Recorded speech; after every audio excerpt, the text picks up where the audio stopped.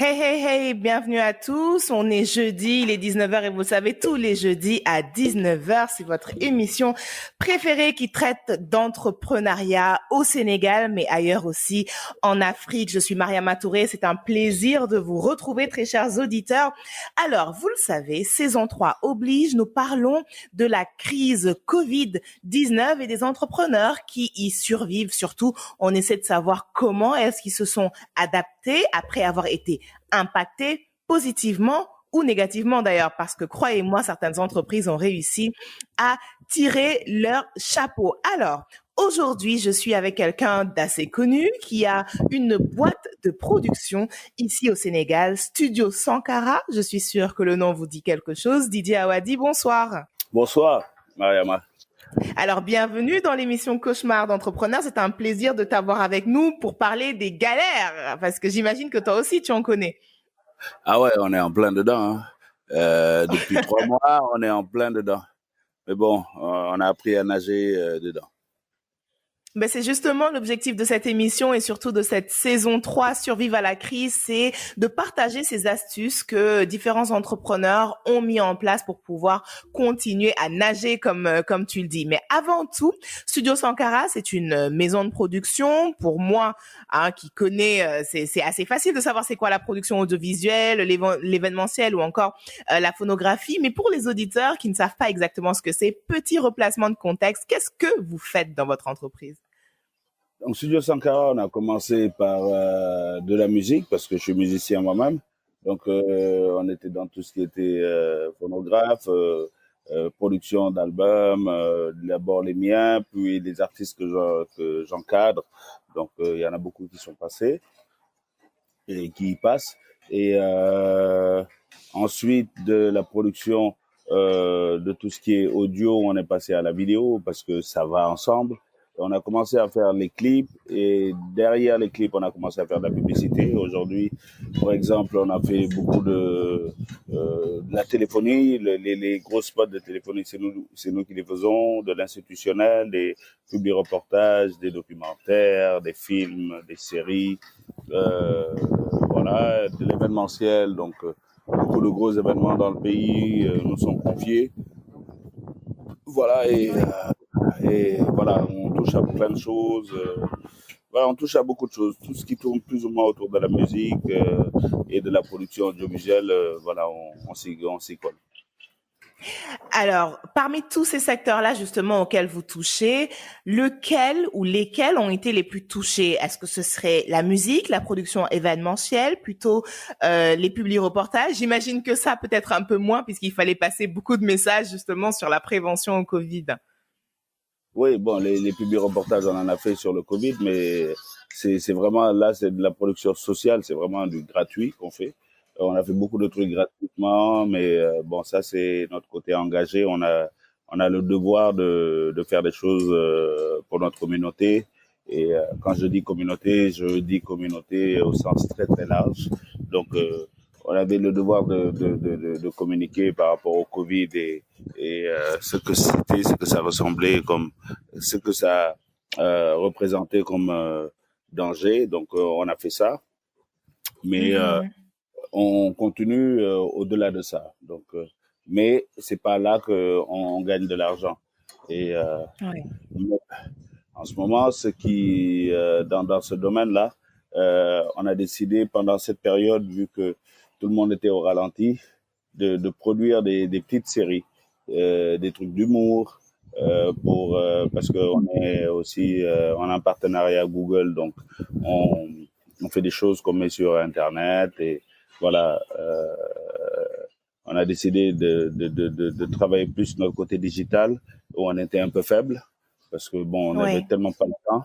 Donc on s'est un peu concentré là-dessus et aussi on a fait de la prod audiovisuelle d'émissions télé parce que ça il y avait un manque et comme tout le monde était devant sa télé, il fallait produire, il fallait proposer euh, des alternatives aux gens pour qu'ils puissent rester chez eux. Donc on a eu un partenariat avec la RTS, la première chaîne, la chaîne nationale de télévision, et on leur produit des émissions de rap. Et, ça, c'est une émission qui s'appelle Sénérap TV, qui passe les samedis. Euh, donc ça, grâce à Dieu, oui, ce contrat a pu être signé juste avant le Ouais. Covid et développé pendant le Covid, toujours. Et ça va durer même au-delà, j'espère, hein, que le Covid partira bientôt. Et On l'espère aussi. voilà. Et une autre émission qui s'appelle C'est ça qui est la vérité, qui elle est vendue au Sénégal, mais pas que. L'émission est vendue au Mali, elle est vendue au Burkina Faso, au Niger. On est en négociation avec la Côte d'Ivoire et le Bénin. D'une émission, c'est une série d'émissions qui s'appelle C'est ça qui est la vérité, où c'est où on présente un grand artiste africain. Donc ça, c'est vraiment panafricain. Donc voilà, on est là-dessus. Et à partir de samedi, on va commencer à produire aussi une grosse émission qui va s'appeler Sargal. Et Sargal, on va tourner toute une série à partir de samedi. Sargal, on rend hommage aux grands musiciens, aux grandes voix, voilà, à tout ce qui ont fait euh, toute notre histoire Le musicale. prestige et l'histoire musicale du Sénégal et peut-être Voilà. aussi ailleurs. Oui, oui, oui. Dans la première saison, ce sera les grandes voix sénégalaises. Et ensuite, on va attaquer les grandes voix africaines pour la deuxième saison. Alors j'entends à travers tout ce que tu me dis que vous avez très vite su repositionner, on va dire, le cœur de votre métier, produire du contenu pour Internet, peut-être comme tu le disais avec la digitalisation obligatoire durant la période de confinement, et puis des émissions aussi pour un public qui finalement s'est retrouvé coincé chez lui, pour ne pas dire qui restait chez lui. Alors, j'ai envie de savoir, quand la crise est entrée au Sénégal, que certaines mesures ont été prises par les gouvernements, restez chez vous, réduisez le temps de travail au bureau, etc. Comment ça a impacté le fonctionnement au quotidien de Studio Sankara? Déjà, vous êtes combien normalement qui travaillez ensemble et comment vous avez dû vous réorganiser en interne? En direct, on est une trentaine, mais quand on prend ceux qui travaillent sur nos grosses productions, nos gros événements, on n'est pas loin de 80 à 100 personnes. C'est selon. Mais tout le monde met Mhm. en fixe, on a une trentaine de personnes. Ouais. Et Comment vous vous êtes réorganisé? bon, écoute, la plupart, on leur a dit de rester chez eux, voilà. On a Ouais. travaillé avec le minimum, les autres c'était en télétravail, en tout cas tout ce qui était les créas pouvaient travailler de chez eux et envoyer ce qu'ils avaient à faire puisqu'ils ont leurs ordi à la maison. Donc Ouais. ça c'était assez pratique, mais beaucoup on n'a pas, beaucoup ne sont pas sollicités. Donc Oui. c'est assez dur parce que dans cette période, vous tournez, on n'avait pas le droit de filmer plein de choses. Donc, si tu ne tournes pas, tu ne gagnes pas d'argent. Je veux dire, voilà, les grosses marques n'avaient plus le droit de faire des pubs, donc elles trouvaient d'autres solutions. Donc, c'est toujours assez compliqué de ce côté-là, parce que la pub, c'est le cœur de notre métier. C'est là qu'on gagne vraiment de l'argent. Et donc, sur la pub, vraiment, on a été réellement impacté. Et mais bon, on essaie de trouver d'autres voies pour s'en sortir. Ouais, tout à fait. Pas le choix. À un moment donné aussi, on est obligé, comme tu le disais, de choisir aussi ses moyens de résistance. Et pour un studio qui s'appelle Sankara, je suis sûre que vous ne manquez pas de les trouver. Au point de vue personnel, en tant que chef d'entreprise, Didier, comment est-ce que toi tu as vécu un peu toute cette période-là? Déjà, certaines décisions, j'imagine, ont été difficiles à prendre, à savoir de ne pas solliciter certains employés. Donc forcément, là-bas, il y a une partie de revenus qu'ils perdent, mais aussi le fait d'avoir tout simplement moins de travail. Comment personnellement et psychologiquement tu as vécu toute cette période Covid-19 au Sénégal? Mais écoute, ça a été dur, hein, mais j'ai essayé de tout faire pour jusqu'à présent payer les salaires, même ceux qui sont restés chez eux. C'est pas facile, mais en même temps, tu te rends compte que si tu le fais pas, les gens ne vivent pas. Ouais. Euh, Covid est arrivé, Ramadan est arrivé. Le Ramadan est une période assez importante pour tout le monde. La plupart sont musulmans. Et la Korité qui va avec, tu voyais dans les yeux le stress des gens. Et donc, toi, tu Ouais. n'endors pas parce que tu te dis comment tu vas faire, parce que il faut qu'ils aient leur dignité pendant la fête, il faut qu'ils puissent gérer tout ça. Et c'est assez compliqué à gérer. Mais grâce à Dieu, bon, jusque-là, on arrive à supporter. Et Ouais. c'est pas, je dis pas que c'est facile, hein. Mais on se dit, bon, comme les gens ont été là quand il y avait rien de bon, aujourd'hui que c'est eux qui sont dans le souci, on a le droit d'être avec eux, quoi. Voilà, on gagne ensemble, on souffre ensemble, hein. Pour le moment, on essaie de trouver des solutions alternatives. Mais justement, en parlant d'argent, on est au Sénégal où peut-être, on va dire une chose positive, c'est que le gouvernement sénégalais a mis en place quand même des systèmes d'aide pour les entreprises, ne serait-ce que sur la fiscalité et certains autres moyens d'obtenir du financement. Est-ce que ce sont des choses qui pour toi ont été utiles? Moi, j'ai pas encore vu. On nous a annoncé que le ministère de la Culture nous accompagnerait. On a fait un dossier, ils ont demandé qu'on fasse des dossiers, on les a fait. On attend maintenant leur réaction. Mais toutes les annonces ont été entendues. On a suivi les directives. Maintenant, est-ce qu'on a reçu un franc? Non, on n'a rien reçu pour le moment. Et qu'est-ce qui serait le plus utile pour toi aujourd'hui en termes d'accompagnement? Certains entrepreneurs que j'ai reçus dans cette émission disent oui, mais c'est bien qu'on reçoive de l'argent. On en a absolument besoin parce que notre trésorerie en ce moment est à sec, mais aussi de l'accompagnement pendant cette crise-là, comment gérer avec notre personnel, etc. Est-ce que ce sont des choses aussi aujourd'hui qui peuvent être utiles pour les entrepreneurs au Sénégal, selon toi?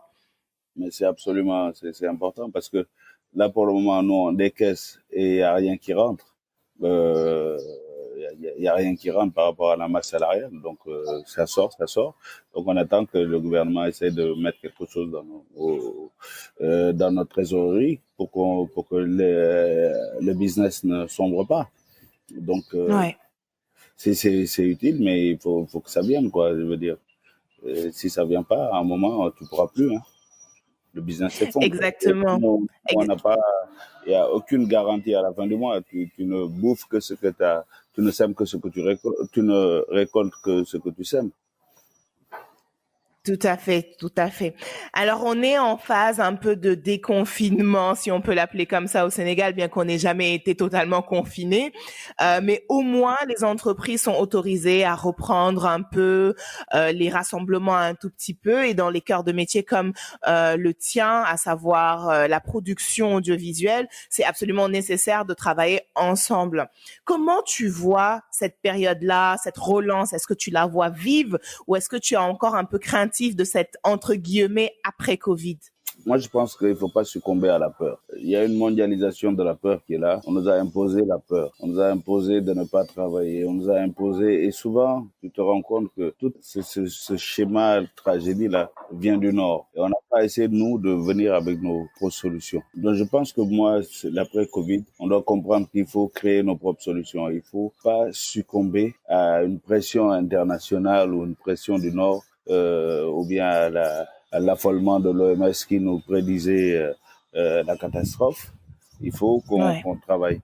Et je veux dire, les Chinois, ils ont eu toutes sortes de pandémies, mais partout, tu les vois dans les aéroports, ils ont leur masque, la vie continue. Il faut qu'on apprenne à vivre avec ces choses-là. Nous avons vécu avec le palud depuis je sais pas quand. Ouais. Donc, c'est pas le petit Covid qui ne fait pas aussi bien que le palud, qui peut nous fatiguer. Le Covid, il a beau être vaillant, mais il pourra jamais faire aussi bien que le paludisme, tu vois, Ou et, le choléra. ou le choléra, tu vois. Donc, au final, il faut pas qu'on ait peur, il faut qu'on travaille, parce que si on travaille pas, alors que, pour une fois, moi, je pense que l'Afrique a quelque chose, a un avantage par rapport au reste du monde. Cet avantage-là, on doit saisir, on doit comprendre qu'on doit être indépendant, parce que et être indépendant, c'est assumer ses responsabilités. Et pendant longtemps, on a été dépendant, on a délégué nos responsabilités, on attend que l'OMS vienne, on a besoin d'un système de santé, on va en Europe, on délègue ça donc à d'autres. Et dans tous les domaines, on a délégué nos responsabilités, même sur le plan militaire, on a délégué nos responsabilités. cette crise-là nous montre que on doit se suffire à nous-mêmes, on doit tout faire pour compter sur nos propres forces. Tu vois, Ouais. avoir un système fort, savoir prévoir, tu vois. On n'avait rien Ouais. prévu, on n'a pas de, à part Dakar, il n'y a pas de structure sanitaire solide. C'est des centres de santé, c'est pas Absolument. des hôpitaux. Donc, et Dakar, on te parle de 3, 4 gros hôpitaux, mais sinon, les autres, c'est des centres de santé. Et, voilà, les respirateurs, tu vas dans les machins, il y a pas. Donc, moi, cette crise-là, ça me rappelle, c'est un rappel à l'ordre et c'est un rappel aussi à l'Afrique pour lui dire, bon, écoute, vous avez une avance. Là-bas, on parle de 1000 morts par jour. Vous, en 3 mois, vous avez 55 morts. Profitez-en pour aller, soyez forts. OK, il faudra vivre avec les gestes barrières. Soit, faisons-le. Les Chinois le font depuis des années. Tout à Euh, fait. Bon, c'est vrai qu'en même temps, ils sont 2 milliards, donc pour les terminer, c'est compliqué, mais, nous, mais nous autres, aujourd'hui, on a un avantage certain. On a un avantage certain. Tu vois, j'ai vu des gens faire des dons de riz. J'ai dit, aucun riz distribué ne devait venir de l'extérieur. Ça devait Tout être du à riz fait. sénégalais qui devait être distribué, donc, et ça aurait permis d'enrichir les paysans sénégalais. Tu vois, des masques. Il fallait que ce soit l'industrie textile du Sénégal qui devait être renforcée. Aucun masque ne devait venir de l'étranger. Bon, dans l'urgence, peut-être la première vague, ça aurait dû être des masques, voilà, de l'étranger. Mais la deuxième vague de distribution de masques devait être 100% sénégalaise. Il y a des solutions Oui. qu'on peut payer et qui nous permettent d'être indépendants. Et je pense Il y a des qu'aujourd'hui, choses à apprendre de cette crise. oui, le Covid nous montre vraiment qu'il y a des secteurs dans lesquels on est faible et qui sont primordiaux et c'est pas accessoire, c'est vraiment primordial d'être indépendant. Alors toi, en tant que chef d'entreprise et d'un point de vue business, qu'est-ce qui a été le plus utile pour toi pour rester justement résistant à cette crise? Est-ce qu'il y a des outils qui ont été particulièrement utiles? Est-ce que c'était un état d'esprit? Est-ce que c'était des compétences particulières dans les équipes ou en toi-même? Aujourd'hui, qu'est-ce qui t'a été le plus utile pour être résilient? C'est l'esprit de la boîte. La boîte s'appelle Studio Sankara. Studio Sankara, donc c'est Thomas Sankara. Thomas Sankara, qu'est-ce qu'il dit? Il dit oser inventer l'avenir. Donc à partir de là, on n'a pas le droit devant une crise, de baisser les bras. Il faut qu'on essaie de se recréer, il faut qu'on essaie de trouver des solutions alternatives. C'est ce que Sankara nous a appris. Donc nous, on est dans cet esprit. Je pense que c'est l'état d'esprit.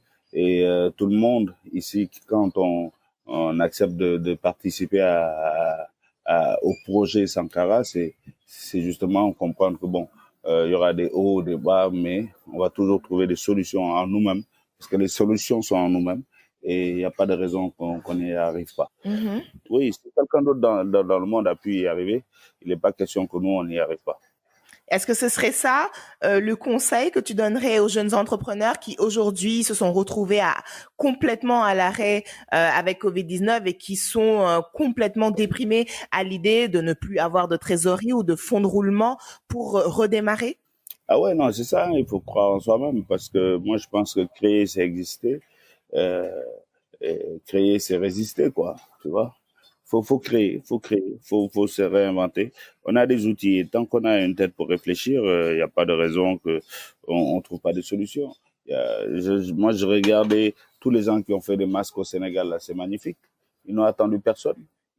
Ils n'ont attendu personne. Ils ont commencé à faire leurs masques, designés, brandés, swag. Et tout le monde a son masque aujourd'hui. Voilà, moi, je suis très content. Au Sénégal, en tout cas, les gens ont compris qu'il faut porter le masque. Quel que soit le masque, hein, ils ne seront pas tous homologués par l'OMS, mais les gens le portent. Au moins, C'est ils bien. servent de protection. Au Voilà, moins, ils voilà. servent de protection. Alors, peut-être encore deux dernières questions, Didier. Aujourd'hui, en termes de trésorerie, on dit, voilà, une entreprise en bonne santé a au moins 3 à 6 mois de trésorerie en place, justement, pour faire face à une crise comme celle-là. C'est pas le cas de beaucoup d'entreprises au Sénégal, notamment lorsqu'elles sont dans le secteur informel. cette crise dure déjà depuis 3 mois. Si elle devait continuer comme ça, comme on dit, sans rentrée d'argent, mais toujours avec les mêmes charges, combien de temps est-ce que vous pourriez tenir? Là, je peux pas te dire, hein, je peux vraiment pas te dire, mais euh, on est toujours limite, on est toujours limite. Dans l'informel, tu es toujours dans une certaine limite. Donc, je peux pas te dire 3 mois, 6 mois, mais en tout cas, on n'a pas l'intention de se coucher parce que, comme dit Kizerbo, si on se couche, on est mort.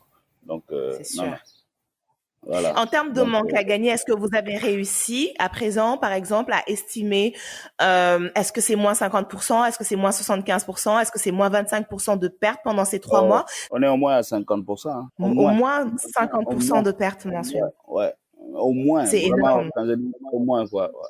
Et d'ici la fin de l'année, tu la relances pour ton entreprise. Tu l'entrevois forte, tu l'entrevois lente par rapport à l'économie générale sénégalaise? Bon, parce que comme c'est dit, il y a beaucoup de secteurs. Par exemple, tout ce qui est événementiel, pour le moment, on oublie.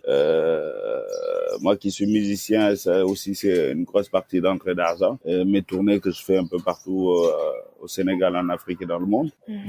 Ça, pour le moment, on voit rien devant. On voit vraiment rien devant. On parle peut-être de novembre pour les premières dates. Et ça aussi, c'est une grosse partie d'entrée, mais ça, on voit rien. Il y a que l'audiovisuel, et l'audiovisuel aussi marche avec le sponsoring. Le sponsoring, il se dit, on est dans une crise, donc on fait attention à la dépense. Donc, tu vois, c'est tout le monde Tout est est lié. tout est lié, tout le monde est en mode slow-mo, quoi, slow motion. Voilà, on y va tout doucement, on prend pas de risques. Ouais. Il va Même falloir les plus prendre gros, notre mal en patience. même les plus gros, quand tu vas voir pour un projet, on est allé voir Orange, ils te disent que, écoute, euh, même les gens ont changé leurs habitudes, ils prennent les bundles là qu'ils proposent, mais ils n'achètent plus de Ouais, crédit. Donc eux-mêmes, ils ont senti quelque part, bon, je ne comprends pas pourquoi ils se plaignent, ils ont fait tellement d'argent avant, mais ils te disent que ouais. même eux, ils sentent que ça ralentit. Donc eux aussi, la manière de sortir de l'argent, ils ont ralenti. Ça change. Ouais. Alors que eux, franchement, c'est ce qu'ils ne devraient pas stresser. Mais si eux, ils stressent, je vois pas comment nous, on va pas stresser. Tout à fait. Alors, pendant que je t'ai de l'autre côté du micro, on parle musique, on n'en parle pas assez souvent. L'industrie de la musique aussi génère énormément de revenus et a perdu énormément, notamment, comme tu le disais, avec la suspension de tout ce qui est événementiel. Aujourd'hui, au niveau de la musique et même de la production, la vente, etc., comment est-ce qu'on peut décrire l'impact de cette crise en quelques mots? Il n'y a plus rien. Il n'y a plus rien. Alors, on n'a plus d'événementiel, mais est-ce que la production et la consommation continuent via Internet, via les plateformes de streaming, etc., pour les Non, le Sénégalais, les streaming, musiciens sénégalais? le streaming ici, c'est 0,5% de la population qui a cette culture. Mais le gros de Ouais, les autres, ils écoutent de la musique gratuitement sur YouTube. Voilà. Ils sont dans une culture du gratuit. Aujourd'hui, les artistes créent pour exister.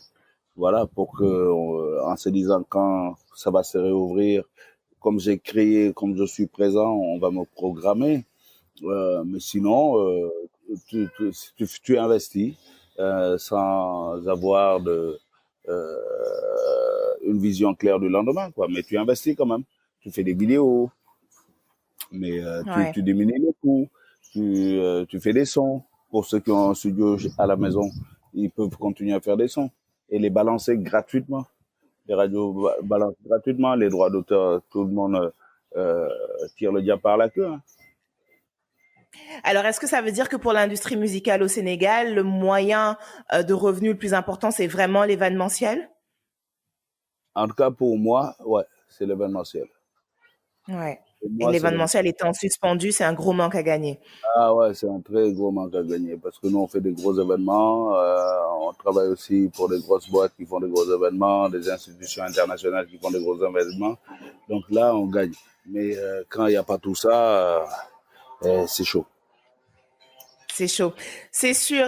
Alors, on espère quand même que les choses vont redémarrer lentement, mais sûrement. Et puis surtout, comme tu viens de le dire, que le Sénégal et les autres pays d'Afrique vont apprendre de cette leçon et de cette crise à mettre en avant les ressources internes et puis un peu comme la politique le veut, un développement auto-centré avec un partenariat vraiment panafricain. Merci beaucoup, Didier, d'avoir été dans l'émission Cauchemar d'entrepreneur et d'avoir partagé ton expérience et tes outils de gestion d'une crise comme celle-là. Un dernier mot?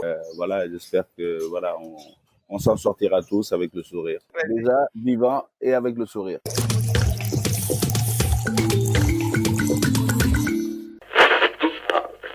Hey, ne zappez pas, on revient tout de suite.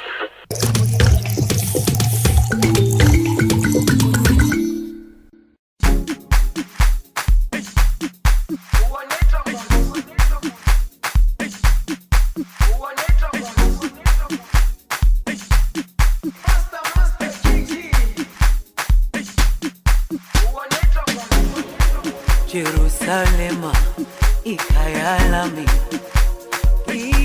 ilondoloze uhambe nami zungangishilana Jerusalema ikayalami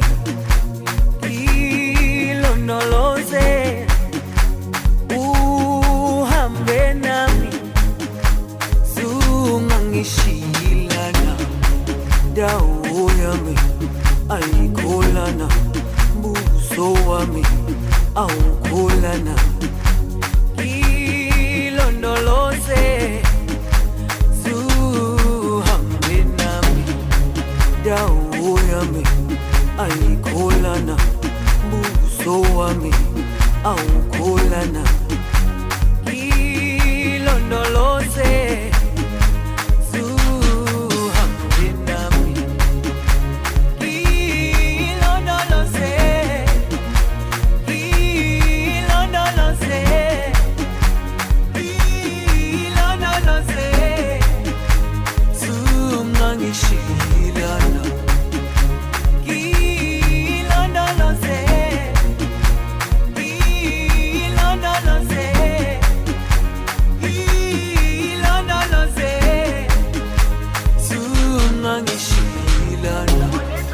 dawo yami ayikholana buso wami awukholana ilondoloze zuhambe nami dawo yami ayikholana buso wami awukholana ilondoloze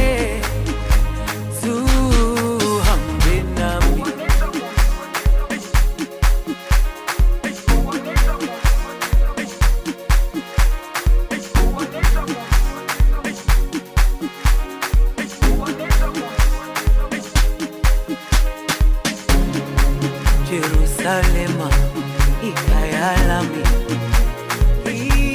ilondoloze uhambe nami zungangishilana Jerusalema ikayalami ilondoloze uhambe nami zungangishilana dawo yami ayikholana buso wami awukholana ilondoloze zuhambe nami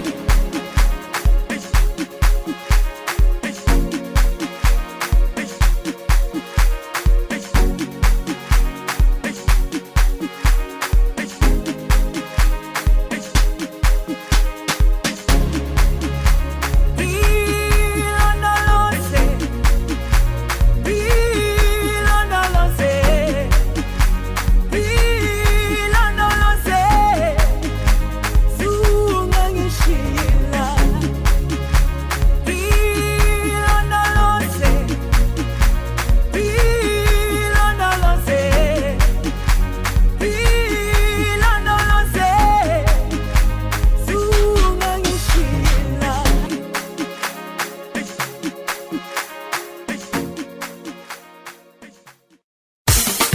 Cette émission est soutenue par la DER, Délégation générale à l'entrepreneuriat rapide des femmes et des jeunes. Vous êtes toujours dans votre émission Cauchemar d'entrepreneurs avec moi-même, Mariama Touré. C'est un plaisir de discuter avec les entrepreneurs du Sénégal. Vous le savez, tous les jeudis à 19h, on est là pour connaître leurs galères, leurs difficultés, chacun dans son écosystème. Mais saison 3 oblige, nous parlons à ces entrepreneurs-là qui ont été impactés par la crise négativement, mais aussi positivement, qui sait. Et aujourd'hui, pour parler justement impact plus ou moins positif, je suis avec Cher Samb, qui est à la tête de Tchak Tchak, le service de livraison qu'on ne présente plus, qui est devenu un nom commun. Cher, bonsoir. Bonsoir Mariama. Comment tu vas, Cher? Je vais bien et toi? Mais ça va très bien. Alors, Tchak Tchak, comme je le disais, c'est devenu le nom commun pour parler de tous les livreurs au Sénégal. C'est incroyable. Comment vous en êtes arrivé là? Vous existez depuis quand et quels sont tous les services que vous offrez? Bon, nous existons depuis 2013, mars 2013 exactement, et nous sommes dans la livraison express, le transport, et nous livrons dans tout le Sénégal. Vous livrez dans tout le Sénégal. Combien d'employés avez-vous avec vous depuis 2013? Là, on a 25 emplois directs et 70 indirects. C'est-à-dire que nous avons des livreurs fixes qui sont des livreurs de Tchak Tchak et des livreurs indépendants. Des livreurs indépendants, c'est-à-dire des personnes que vous allez sous-traiter? C'est cela, en fait, qui ont leur propre moto et qui livrent pour Tchak Tchak. Alors, Tchak Tchak, service de livraison, à un moment donné, il y a à peu près maintenant 3 mois, on entend Covid-19, restez chez vous, mesures barrières, gestes barrières. Comment est-ce que ton entreprise a été impactée par l'entrée? Bon, pour ma part, je pense que Tchak Tchak est sorti gagnant de cette crise, vu que avec cette pandémie, les gens avaient plus besoin de livraison. Avec le confinement, du coup, la plupart des commandes se faisaient par téléphone et la livraison a bien marché. Voilà, on a eu à travailler avec les ministères, avec l'État, on a eu à travailler avec bon nombre d'entreprises. Et de notre côté, on va dire que cette crise a impacté positivement sur nos chiffres. C'est assez rare, les entreprises au Sénégal qui ont été impactées positivement. Après, c'est vrai que votre cœur de métier, c'est justement la livraison. Est-ce que dès les premiers jours, vous avez senti, lorsqu'on a demandé aux Sénégalais de rester chez eux et de sortir le moins possible, est-ce que vous avez senti que le public tout de suite avait besoin de votre service? Est-ce que tout de suite les appels ont multiplié? Oui, en fait, on avait anticipé depuis le début du corona, on avait vu ce qui se passait un peu partout à travers le monde et on a su anticiper. Après, bon, quand le confinement est arrivé, il faut savoir qu'on a eu un peu peur. On s'était dit que, voilà, est-ce qu'on devait prendre le risque de mettre nos livreurs en avant ou est-ce qu'on devait fermer en attendant que cette pandémie passe? Mais finalement, ça s'est bien passé. Et dès les premiers jours, on a eu des demandes pour la livraison des masques, des gels, pour les services sanitaires, les particuliers, les entreprises. En fait, dès les premiers jours, la première opportunité pour vous, ça a été la livraison de ces outils qui servent pour les gestes barrières. J'ai envie de savoir comment est-ce que les personnes que vous livriez déjà, elles se sentaient. Est-ce que vous avez réussi à mettre en place un protocole qui les rassurait au niveau justement de ces gestes barrières-là? Parce que bon, vous allez quand même leur remettre des colis.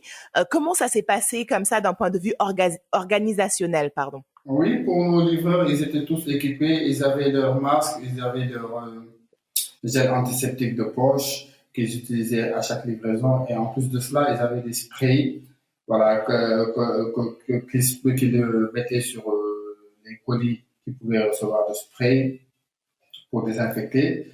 Et arrivé devant le client, il y avait la distanciation à respecter et je pense qu'ils s'en sont bien sortis. Et ils respectaient bien ces mesures barrières vu qu'ils savaient ce qu'ils risquaient s'ils ne les respectaient pas. Et voilà, j'ai des livreurs assez corrects. En sachant justement que cette maladie-là, elle était quand même assez affolante au début, est-ce que les livreurs eux-mêmes avaient peur? Est-ce qu'au début, tu t'es retrouvé face à des personnes qui peut-être ne souhaitaient plus travailler pendant cette période? Ah oui, mais il faut savoir qu'on avait tous peur, hein. Au Sénégal, en voyant ce qui se passait en Chine, aux États-Unis, en France, on se disait qu'au Sénégal, une fois que la maladie serait là, ça serait un carnage. Mais heureusement que voilà, ça s'est pas passé ainsi. Mais au début, il faut savoir que on n'était pas très chaud pour continuer la livraison. En tant que chef d'entreprise, lorsque tu prends la décision de continuer à travailler et que les employés ont quand même un tout petit peu peur, c'est quoi le discours que tu leur tiens pour les rassurer? Comment est-ce qu'en tant que chef d'entreprise, on gère ce genre de situation avec son équipe? Oui, mais déjà, faut leur expliquer le cas tel qu'il est, voilà, que la situation est critique et que fallait qu'on fasse face à cette situation, qu'on satisfasse nos clients. Ils avaient besoin d'être motivés et ils ont été motivés. Il y a eu des augmentations et il faut savoir que depuis le début de la pandémie, on n'arrête pas de recruter. Pour le moment, ça s'est très bien passé. Ça s'est très, très bien passé. Tout de suite, tu me disais qu'au début de la pandémie, il y avait une grande peur quand même. Et là, j'ai envie de savoir vraiment d'un point de vue personnel et psychologique, comment est-ce que à l'entrée du Covid-19 au Sénégal, tu t'es senti? Non, mais dès les premiers jours, on savait ce qu'on allait faire parce que, bon, comme je disais tout à l'heure, on suivait les actualités et on a su anticiper, prendre les bonnes décisions. Ça s'est avéré payant. Ça s'est avéré payant. Dès le début, on a su comment livrer à temps en respectant les mesures barrières et en prenant toutes les garanties pour qu'il n'y ait aucun risque de contamination. Quelle est la leçon de cette crise-là? De toujours faire face à ces craintes. La plus grande leçon, je pense que c'était de trouver des solutions face dos au mur. Ce qui veut dire que en ayant toutes ces craintes, toute cette pandémie qui arrive et voilà ce grand brouhaha de partout qui se disait que au Sénégal, ça allait faire un carnage et tout ça. Fallait trouver des solutions adéquates pour pouvoir servir les particuliers, les entreprises et tout ça. Et trouver ces solutions, ça n'a pas été facile, mais voilà, on s'en est sorti. Y a-t-il des initiatives que vous avez mises en place spéciales Covid? Alors, j'ai suivi un peu votre actualité. J'ai vu qu'à un moment donné, vous avez commencé à livrer du pain. Est-ce que ce service a fonctionné? Oui, le Jaimou, ça a très bien fonctionné et j'en profite pour remercier le ministère du Commerce qui a su faire confiance à des jeunes, à des startups. Ça a très bien fonctionné et faut savoir que nous livrions pas moins de 500 foyers par jour, par acteur, hein, et on était 5 acteurs. Wow, énorme. Après le Jai Mumuru, Tchak s'apprête à lancer le Jai Mahar. Voilà, pour anticiper comme d'habitude avec la Tabaski. Alors, ça veut dire que de cette crise sont nées des initiatives qui vont perdurer même après? Oui, effectivement. En fait, nous profitons de chaque opportunité pour innover, créer de nouvelles choses et voilà, aller de l'avant. S'il y a un message que tu devais passer à ces entrepreneurs qui, eux, malheureusement, ont dû fermer pendant cette crise et qui ont un peu peur du futur, qu'est-ce que ce serait? De rouvrir et de ne jamais baisser les bras, ne jamais se décourager. Ouais. Voilà. Il y a toujours des opportunités qui seront là. Toujours. Une dernière question, parce qu'on ne peut pas parler d'entrepreneuriat sans parler de chiffres. Vous avez eu des opportunités qui sont venues pendant cette période assez inédite en termes de chiffre d'affaires. On parle d'un surplus. Est-ce qu'on parle d'avoir réussi plus ou moins à garder, on va dire, son CA habituel, ou est-ce que on est à plus 50%, plus 25%? Parle-nous de chiffres, fais-nous rêver, cher. Non, on est à plus 45% de chiffre d'affaires. Plus 45% de chiffre d'affaires. Depuis le début du corona, le chiffre d'affaires a augmenté. Alors, c'est absolument incroyable parce que dans cette émission, mon premier invité, lui, est à moins 60% de chiffre d'affaires en 3 mois. Et tout de suite après, j'ai un invité qui est à plus 45%. Ça veut bien dire que dans chaque situation, eh bien, chaque personne, en fait, le vit différemment. Et puis, on a des opportunités qui peuvent naître quand même de ces crises. Cher, merci d'avoir été dans notre émission. Est-ce que tu voudrais dire un dernier mot? Déjà, te remercier et passer le bonjour à toute ma famille. envoyer mes encouragements les meilleurs à toutes ces entreprises qui ont coulé ou qui se sont pas bien senties durant cette période de Covid. Comme je disais tout à l'heure, il ne faut pas se décourager. C'est des expériences de la vie et voilà, la porte est ouverte pour tous les jeunes de 18 à 40 ans qui souhaiteraient trouver du travail. À Tchak Tchak, nous recrutons en ce moment et juste présentez-vous avec une pièce d'identité et un smartphone et on vous trouvera. Voilà. Alors ça, c'est une excellente nouvelle. J'invite les auditeurs qui sont actuellement en recherche d'emploi à ne pas hésiter à se rapprocher de Tchak Tchak, qui est une entreprise grandissante et qui a su saisir de belles opportunités durant cette crise. Et ce sont les entreprises qui nous inspirent. Merci beaucoup, cher, et à très vite. Les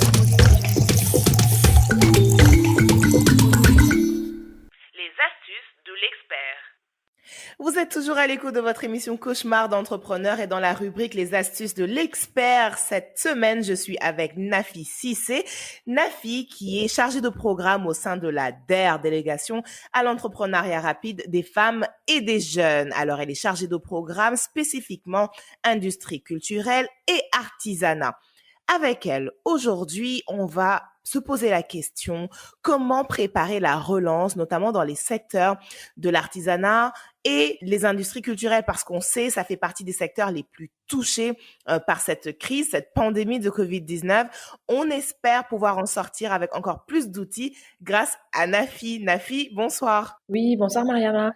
Alors, aujourd'hui, ensemble, on va essayer de donner quelques petits outils à ces entrepreneurs qui sont dans l'artisanat, mais aussi dans d'autres secteurs de la culture.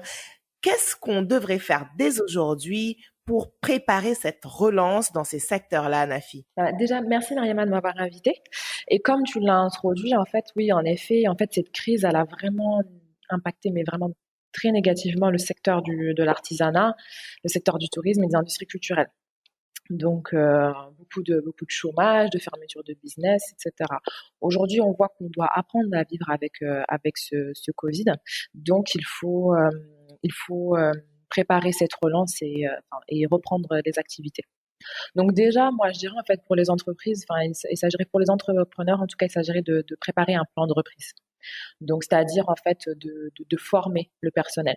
De former le personnel sur les nouvelles pratiques face au Covid, parce que ça a chamboulé un petit peu le quotidien de tout le monde. Faire des contrôles périodiques, contrôler assez souvent, voir si les mesures sont respectées, voir si les objectifs sont toujours là. Donc oui, voilà, il faut définir en fait aussi de nouveaux objectifs et contrôler en fait périodiquement tout ça.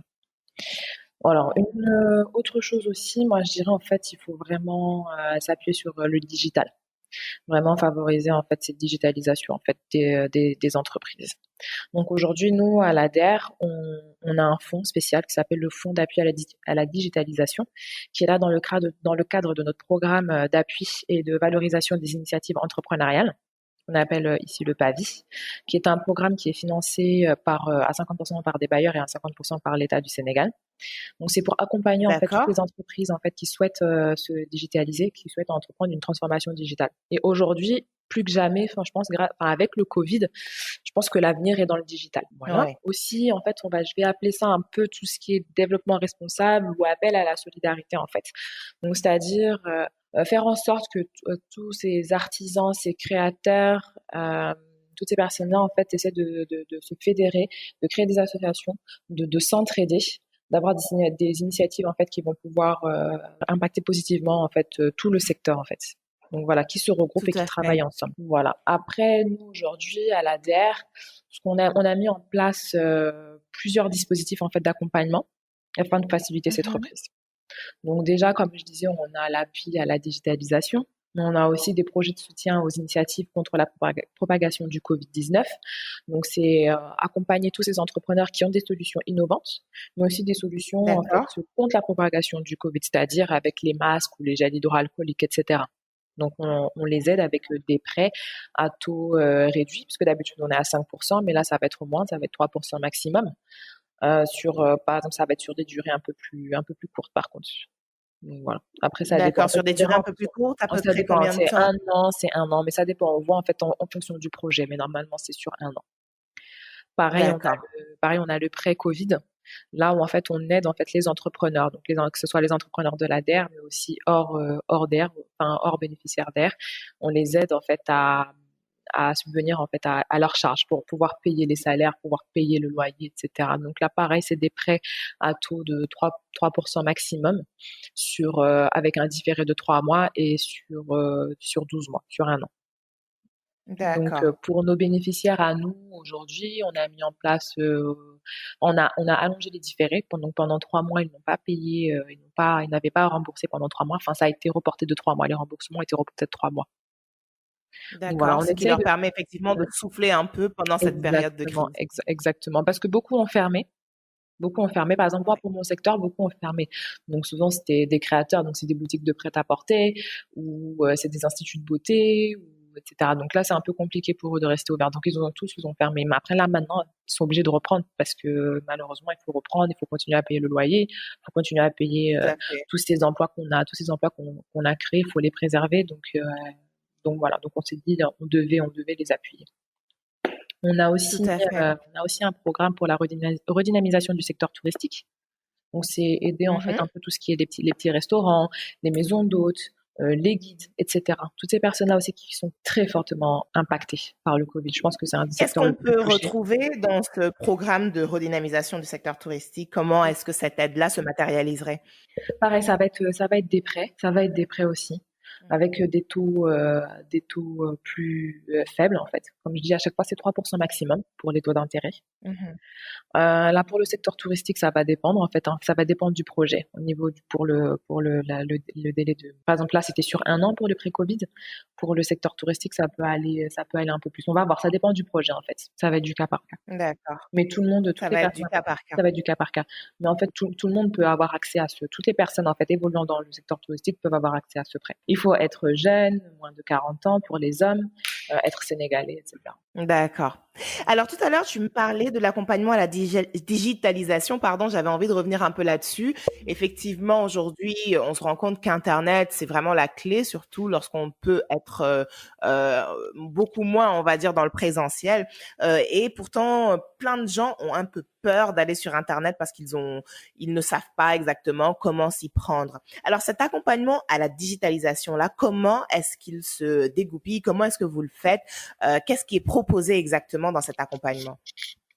Donc vraiment, on aide en fait, on aide les entrepreneurs vraiment au niveau de la transformation digitale. Donc on les aide aussi à travers des formations. Là, par exemple, on va bientôt lancer une plateforme de e-learning pour susciter la vocation, susciter tout ce qui est vocation entrepreneuriale.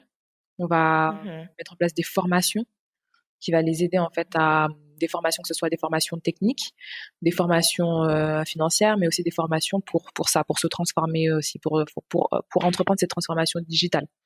Donc ils ne seront pas laissés, on va pas juste financer et les laisser. Non, il y aura vraiment un accompagnement derrière pour les aider même à vendre en fait sur Internet, à, oui, voilà, à vendre sur Internet, à communiquer sur Internet. On va vraiment les accompagner. Ils ne seront pas laissés dans la nature. Ouais, c'est absolument nécessaire. Beaucoup de personnes n'ont pas encore compris qu'Internet pouvait réellement aujourd'hui permettre de générer du revenu. C'est aussi l'une des raisons pour lesquelles on a les astuces de l'expert, cette rubrique qui permet justement à chaque semaine de montrer un peu une facette d'Internet, de leur dire, bah, écoutez, voilà ce que vous pouvez faire. Alors, également, tu m'as parlé de développement responsable. Alors là, j'ai envie vraiment qu'on en discute un peu plus.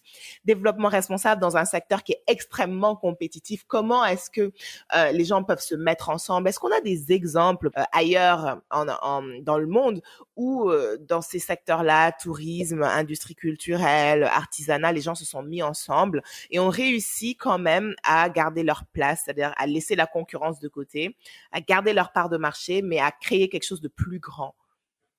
Dans le monde, oui, il y a plein d'exemples pour le secteur de la restauration. Aujourd'hui, on a vu plusieurs restaurateurs se regrouper autour d'un seul restaurant. Donc, en fait, on va avoir un restaurant qui va proposer plusieurs cuisines. Comme ça, les autres restaurateurs, ils partagent les loyers, par exemple. Donc, certes, il y avait de la concurrence parce que tout le monde avait ils avaient tous leur restaurant. Ils ont dû fermer. Donc, on en ouvre un seul, tous ensemble. On partage les frais, mais chacun peut vendre, en fait, sa propre cuisine. Donc voilà, par exemple. Et on a ici, nous, tout simplement, ici chez nous à la DER, quand on a fait les masques, c'est un peu ça. Mhm. Donc aujourd'hui, on se retrouve avec plusieurs créateurs, des industriels qui sont là tous ensemble pour faire nos 10 millions de masques. Parce qu'on a un projet une opération qui est l'opération 10 millions de masques de la DER. Mhm. Donc voilà. Et donc là, ils se mettent tous ensemble. Ils s'entraident entre eux. Par exemple, une telle personne n'a pas encore les cartons d'emballage. Oui, voilà. Et conseille l'autre d'aller voir Ouais. plutôt telle ou telle personne où j'ai pas d'élastique. Voilà, bah, je peux t'en fournir, etc. Je sais où on peut en trouver. Donc voilà. Donc vraiment, là, c'est vraiment quelque chose qui m'a plu, en fait, avec le Covid, c'est que ils s'entraidaient. Il n'y avait pas de concurrence. Parce qu'ils avaient bien compris qu'en fait, ils devaient travailler ensemble pour pouvoir réussir à faire ce challenge-là. Donc, réussir à comprendre que parfois, au-delà de la notion économique, il y a un challenge qui est un peu plus grand. C'est la résilience, c'est de résister à cette crise 3 mois, 4 mois, Exactement. 6 mois, et pour Exactement. pouvoir après redémarrer. Est-ce qu'il y a des conditions particulières pour accéder à tous ces dispositifs d'accompagnement que vous avez mis en place? Alors, quelqu'un qui a déjà, par exemple, été soutenu par la DER, peut-il encore venir demander un soutien, que ce soit dans les pré-Covid, que ce soit dans l'accompagnement à la digitalisation, ou encore s'il est, par exemple, dans le tourisme, est-ce que il faut forcément n'avoir jamais reçu? Est-ce que tout le monde peut y être? Voilà, quelles sont les conditions pour Non, accéder un peu à tout ça? comme je disais, tout le monde peut bénéficier. Que ce soit même les promoteurs. Là, déjà, par exemple, on a déjà aidé les promoteurs DER. C'est pas les promoteurs qui ont déjà bénéficié, en fait, de prêts de la DER. On les a déjà accompagnés avec un prêt Covid pour aider, en fait, à préserver ces emplois qu'on a créés, en fait. Parce que là, si on les accompagne pas, ça serait un peu compliqué, sachant que c'est des entreprises qui viennent de naître, pour la plupart. Et si on les accompagne pas, Ouais. donc c'est des entreprises qui vont mourir aussi aussitôt. Donc non. Donc on accompagne vraiment tout le monde. Comme j'ai dit, tout ce qu'il faut, en fait, c'est être jeune. Pour les hommes, c'est moins de 40 ans. Être sénégalais, résider au Oui. Sénégal, avoir son entreprise ici au Sénégal. Vraiment, tout le monde. Est-ce que l'entreprise doit avoir plus d'un an, plus de 3 ans, ou l'entreprise, il n'y a pas de condition, l'entreprise qui vient de naître il y a 6 mois aussi peut participer? Tout le monde peut participer. Ouais. Même en entreprise qui vient de, oui, voilà, qui a. C'est très, très inclusif. Voilà, exactement. Exactement. Nous, en fait, vraiment, ce qu'on veut, c'est aider ces entreprises, aider ces entrepreneurs vraiment à faire en sorte que leur entreprise peut vivre le plus longtemps possible.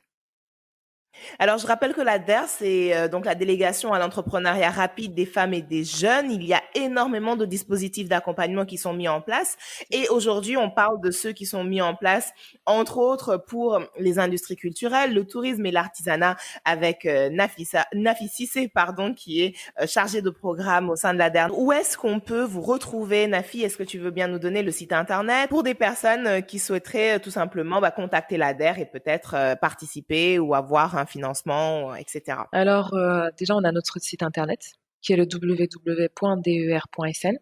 Nous avons nos réseaux sociaux, donc que ce soit sur LinkedIn, Twitter, sur Facebook aussi. Voilà, donc il y aura toujours quelqu'un pour vous répondre. Eh ben, c'est génial. J'invite tous les auditeurs de l'émission Cauchemar d'entrepreneurs à ne pas hésiter. Il y a des structures qui sont mises en place au Sénégal pour aider les entrepreneurs. N'hésitez pas à les solliciter. Exactement. La DER en fait partie. Elle est hyper dynamique, notamment en cette période de pandémie Covid-19. Nafi Cissé, merci. Merci à toi, Mariam. Les astuces de l'expert.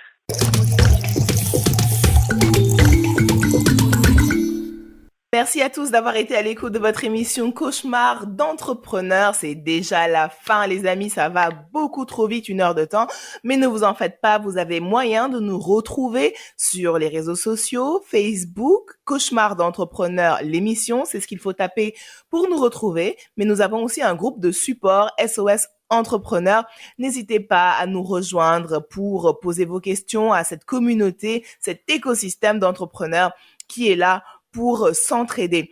Alors, on se retrouve quand? Jeudi prochain ou sur la 98.5 Sud FM et en replay sur SoundCloud, mais aussi vos applications de podcast préférées. C'était Mariama Touré. Au plaisir.